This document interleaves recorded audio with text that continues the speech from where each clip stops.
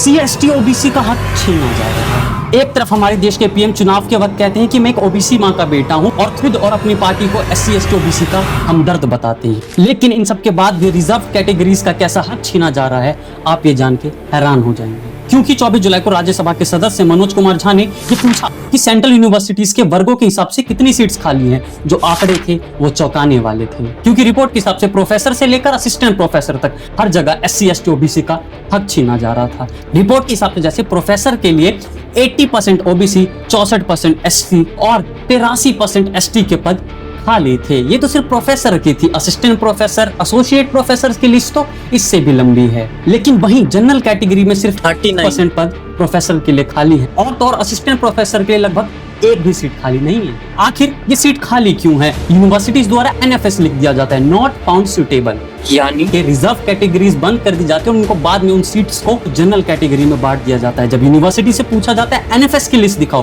तो वो कहते हैं हमारे पास इसका कोई डाटा नहीं है। इससे दिखता है कि कॉलेज और यूनिवर्सिटीज का मानना है कि जनरल वाले ही होंगे, बाकी सब तो बेकार है। मैं ये बात इसलिए कह रहा हूँ कि आप अपने ही कॉलेज का एग्जाम्पल लीजिए। आपके कॉलेज के प्रिंसिपल कौन है, वो किस कैटेगरी से आते हैं, उनका एक बार सरनेम चेक कर लीजिएगा।